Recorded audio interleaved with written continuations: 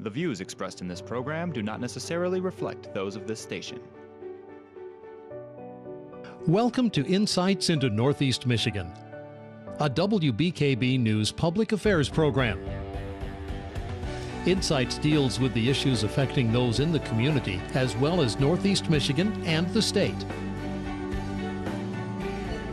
And now, Insights into Northeast Michigan.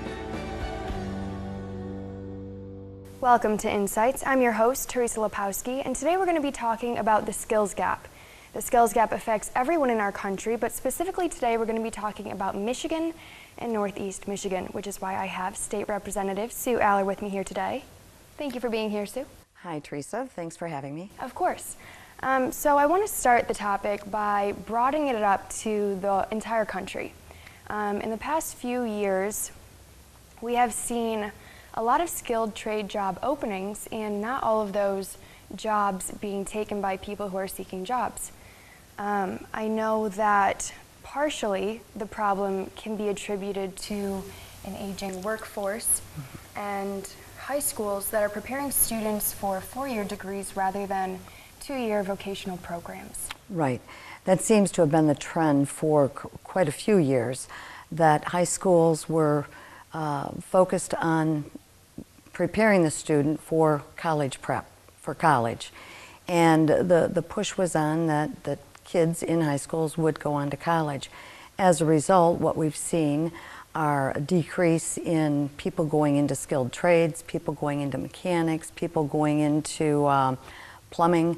So there's a variety of areas throughout the country where we're seeing a huge decline in the skilled trades. A huge decline in people who are prepared to take on these jobs. We talked about how the aging population is one of the reasons why the skills gap is happening here in our country. And a surprising statistic that I found was that in 2012, more than half of the U.S. workforce were over the age of 45 in these skilled trades. What does that number make you feel? Well, we see that every day. In the community in which I live, and I'm sure over in Alpena and many of the other communities, not only northern Michigan, but throughout the country, it seems as if those people who are in the skilled trades obviously are an aging population, and because of high schools pushing and parents pushing for children to go on to colleges, we've seen a huge reduction in individuals going into the skilled trades.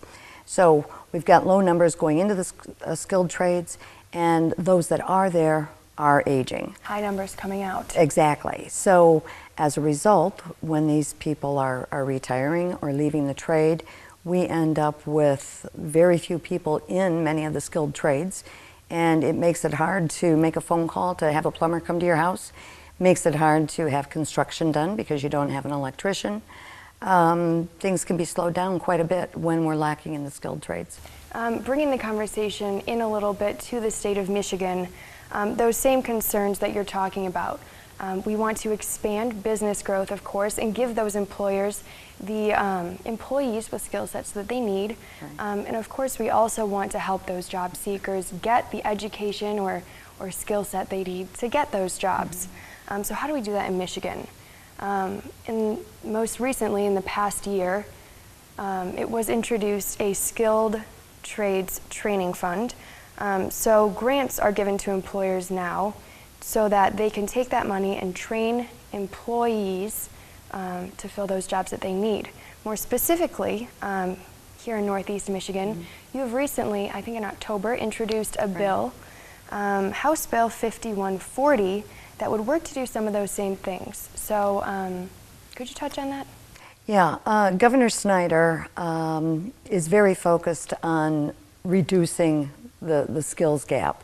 And several months ago, there was a package put together, not of bills, but I guess a hearing took place where Governor Snyder expressed what he hoped to achieve. That included Talent and Economic Development Director, mm-hmm. and also the State Board of Ed Director. Because the way this is being viewed, in order to eliminate the skills gap, mm-hmm. it's essential to have not only schools on board, but to have talent and economic development and bring in other individuals, bring in other stakeholders, businesses in a particular area, bring in proprietary schools, bring in trade schools, bring in businesses that want to train individuals, start apprenticeships. So the idea is to create a group of stakeholders that are going to be focused on growing our youth and letting them know that there are other career opportunities out there. Your bill targets this problem at the high school level. Right. It would allow information of these students to be shared with potential employers, training centers. Why do you think it's so important that early on, before they even graduate high school, students are able to make these connections and have those resources available? Well, I think quite often students, ninth grade, people might say to them, what do you want to be when you grow up? Right. What direction do you want to go? And some of them may have an idea of where they want to go, what they would like to be, but others aren't certain, and they don't realize the many opportunities that are out there. There's opportunities with universities, colleges, there's opportunities with trade schools, there's different types of employment, and it's a matter of trying to create an awareness at a young age so that they can explore different options that are out there. And then as they go through high school, they'll have the ability to maybe hone in somewhat on the specific area that's of interest to them. I know in particular Alpena High School has been innovative in introducing a career technical education program so that students who do know what they want to do or who need help figuring it out along the way can do so and prepare themselves. So we have the electricians, the welders, the machinists, all of those students who are interested in programs like that can get started in high school. Right. A lot of opportunities are presented, such as you mentioned, and it allows an individual to explore these different types of careers. Somebody might think they want to be an electrician, they get into the electrical aspect in school. They may find out, hey, this is something I'm not interested in. They may find that they're interested in a different area, but they're at least being exposed to it while they're in high school, while they're still a young age, and they have many years ahead of them to move forward in the career that they choose. But there's definitely a need to try and create more of an awareness so that these kids know what directions are out there or what direction they could go. Thank you so much. Thank you. I want to wrap this up, but I do want to ask you before we leave, any final thoughts or feelings you want to share about where we're headed? I'm excited about all this. I think this package of bills is definitely going to bring a change within the high schools that's going to be beneficial for our youth and help to steer some of them in the direction that's going to be beneficial for them for the rest of their life. Well, thank you so much for sharing your expertise with us today. When we return, we'll have more insights for you. Welcome back to Insights. I'm here with Jessica Hellenberg. She is with Michigan Works in Alpena, and she's here to continue our conversation on the Michigan Skills Gap. Thanks for being here today. You're very welcome. It's nice to be here. So I want to talk about the Michigan Skills Gap. We've heard a lot about it throughout our country, in Michigan, in Northeast Michigan. What is it all about? So the skills gap has a lot to do with the older generation, the baby boomers, leaving the workforce. So right now about 23% of the workforce in Northeast Michigan is the baby boomer generation. So with them leaving, you're going to have the new workforce coming in, so the new generation entering the workforce. And the skills gap there is this newer generation taking over what the baby boomers generation was doing. And so there's a skills gap there that creates that issue that we're trying to fix. So we have a lot of people leaving it who used to fill those skilled trade jobs, and we have fewer people going in. So could you talk a little bit more about how or why high school students aren't going into the skilled trades as much as we used to see? The number one thing that we're seeing right now is that there's a big push to go to college or university. There's a big push to get that 4-year degree.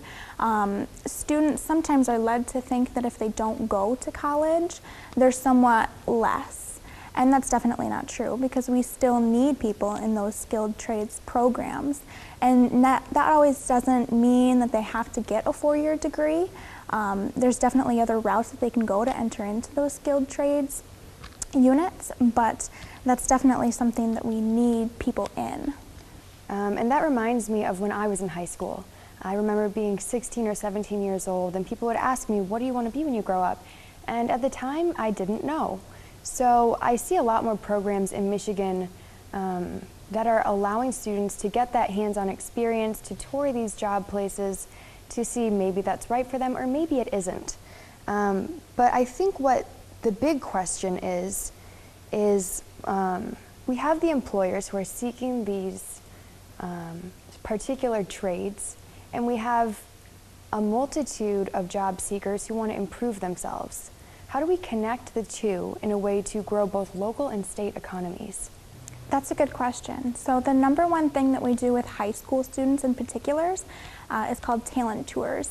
And with talent tours, basically you connect the school, the high school, and local businesses. So it can be any local business. It can be a manufacturing company, it can be a hospital, anything. And what we do is Michigan Works bridges the gap between the school and the business. And so we can take those students from the school, bus them over to that local business, and they get a talent tour, which is them going through that local business, seeing how it works, what it's like there, what skills and or education they might need to work there. They basically get a full rundown of the business and what they need to do if they wanted to work there. And that obviously benefits students, but how does it benefit the employers? It benefits the employers because they can get their name out there. They can show the students, hey, this is a great company to work for. This is what you need to do to work for us, and we'd love to have you. So that's a great way to benefit both the high school students and future employers. But I also want to touch on Michigan's Skilled Trades Training Fund. Companies have been able to benefit from grants that are given to Michigan Works because those grants will allow them to train potential employees. So what's your take on that? So the Skilled Trade Training Fund is all about training new and existing employees.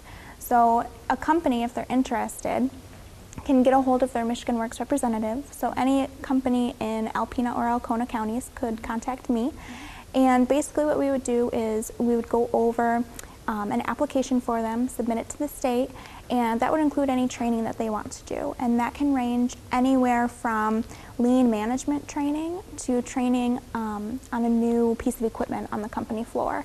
So it can range from anything they want to train on, existing employees or new employees or both. And that training can take place anywhere. We've had it done at Northern Michigan University, at Northwestern, anywhere that they can find that training and that they would like to do, we can help them with that. Have you seen any local businesses that we might recognize the name of benefit from this program? Most definitely. I know Panel Processing has done it, Northern Michigan Aggregates. Let's see, there's also been Alpena Diesel, just to name a few. I know there's many, many more, but off the top of my head, those are the three big ones. So how do local Michigan Works entities connect high school students with opportunities? So the biggest thing that we touched on was the talent tours, but another thing that we do is student career expos. And so with those, we can basically go to the high school and cover multiple things. We can cover practice interviews, how to write a resume, how to apply for a job, all basic skills that students need to know, and we can do that by conducting a career expo at the high school. That's really positive change, and I know you had some interesting statistics about where we'll be in a few years due to all of these positive programs and changes.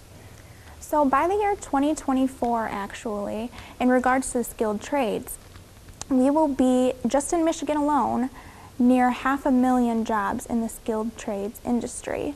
That's up a big number from right now, so that means that we need to really see that push with this upcoming generation getting into the skilled trades. Absolutely. Is there anything else that you wanted to add, any concluding thoughts you have on the issue? Well, it's definitely something that we want to see the upcoming generation getting into, so if they want to get into that, if they're interested, I definitely urge them to do some research and figure out what role they want to play, what they want to go into. And like you said, when you were that age, you didn't know what you wanted to do. I did not know what I wanted to do. So it's definitely something to look into and see what the student wants to fit in with best. And in doing that, talent tours are a big push. So if a school is interested in that, I definitely urge them to contact me at Michigan Works or their local Michigan Works if they're not in these counties, and try to set up a talent tour so these students can get exposed to these skilled trades. That's the biggest thing. Right now, there is kind of this wall in between students and skilled trades. Everybody's always thinking that they're dirty jobs or not high educated jobs, and that's not it at all. There's plenty of high skill and high wage jobs that are going to be available and that are available right now. Thank you so much, Jessica, for your time. We're going to go to a short break, but when we come back, make sure you stay tuned for more insights. Welcome back to Insights. I'm here with Dr. John Van Wagner, the Superintendent of Alpena Public Schools. Thanks for being with us today. Thank you very much. So I wanted to start this off by talking about the many different options students have when it comes to post-graduation. Some students will choose to go into a 4-year degree. Others will choose a 2-year skilled trades training program. Still others want to go to graduate school. So what is Alpena Public Schools' overarching goal for all of its students? So when we talk about all of our students, we really want them to be able to experience the passions and the things that they want to do in life that excites them. And for many kids, that's different. And so, you know, we obviously have kids that are choosing to go directly into a career. We want them to be able to have a skill set and the ability to go into the passions and truly be career ready. We have some students that want to go into some type of apprenticeship or job skill training and that requires some type of post-secondary training. And so we encourage that and look for different apprenticeships and types of things for electricians and welders and many different career areas. And then we obviously have 2-year options. We have a great partnership with Alpena Community College. We have an early college program where we actually have students that are able to transition while they're in high school into taking college classes and earn an associate's degree, sometimes in career and technical education areas, but as well as in traditional college tracks, such as either accounting or different business areas, or different liberal arts areas, with many going on and then transferring to a 4-year program. So we just want to make sure that whatever a kid's path and that they dream of and the way that they want to pursue post-secondary careers or education, that we have a track to be able to lead them there. When is the first time students hear about or their career is mentioned to them? You know, in elementary school, right away, we have different people come in and talk to students about what types of jobs there are out there, what careers maybe that a family member or a friend has. And so they obviously, as we all get to see, there's always, firemen and police officers and doctors and lawyers and teachers and TV broadcasters and all those different things that we have come in and talk to those kids. So they get to see that, and we really start to get maybe a little bit more serious with trying to give kids a more of a deeper insight into those areas in junior high. We actually have our students create something called a Educational Development Plan, or an EDP, where they start taking a look at different careers and opportunities are out there, and the state is really doing a good job of providing us with some new tools that are out there to use some online opportunities for students to deeper see what those jobs can offer them, what they pay, what the expectancy as far as opportunities in that field in the state of Michigan and other parts of the country. So we see a lot of that where kids then start to hone in a little bit more on what are some things maybe in high school that if I wanted to take some elective opportunities in that I'd be able to see. And some students, again, are still figuring out that through their high school career, and that's okay. When is a school counselor introduced to students to help them start thinking about their career and even maybe start making some decisions about it? So here in our district, we have counselors that start at the junior high. However, we also do have a great program of school success that's done through the NEMSCA agency, that we have school success workers in every building. And they also, I think, begin to talk to kids just about what are the things you want to do, or what excites you, or what are some opportunities. But really, as far as our school counselors, it really starts in the junior high at Thunder Bay. And again, they start getting into that EDP process as well. Our counselors are heavily involved in talking with kids and giving them opportunities to see some of the careers that are out there. Besides introducing students to all of these different options, what is the counselor's role in helping them make those tough decisions when it comes to colleges or training programs, things like that? So, one of the hard things that I will say, our counselors do a wonderful job at our high school, at Alpena High School, as well as at ACES High School that we have. And so they get the opportunity to talk to students. The hard part is our ratios are just really tough, and they are across the state. Our ratios are about 500 students to one counselor. So it's just really, really hard for them to get that individual attention. Saying that, I think that we do a great job of having the opportunity to talk to kids. Our career and technical education programs, I think that those teachers do a great job of also working with the kids and getting them exposed to bringing some people from the outside in. We work with a lot of our local employers of having our kids do some job shadowing or some tours of facilities, just to try and get that interest. And it's really a team effort. A lot of our teachers, administrators, when talking to kids, we try and line up any of those type of opportunities that we can for them to get exposed and see that. And as they're doing their high school scheduling, to talk about what opportunities are out there for them be it in classes at our high schools or at ACC, some opportunities, and we're even trying now to get deeper into what can we do as far as some work-based learning and some opportunities that we need to expand. And so our counselors are doing a phenomenal job with the limited resources we're given to be able to do that. Now you kind of just touched on this, but job shadowing is a huge factor for students when they're considering what they want to do after high school. I remember being in high school, and it was difficult to know at that time in my life what I wanted to pursue. So how does Alpena Public Schools work to engage local entities or local businesses to give students the opportunity to explore?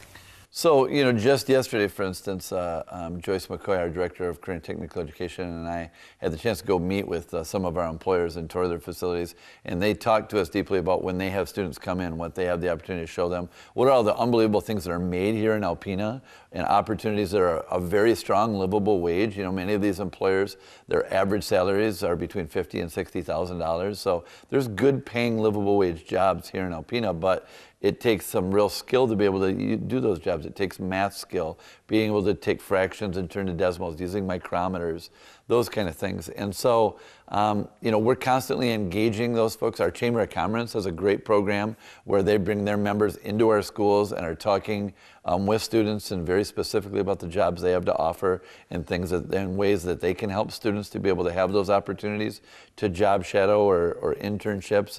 And really, that's an area that I think with a lot of legislation that's happened in the past and so specific. Our state at one time was really, really geared towards every kid going to a four-year university.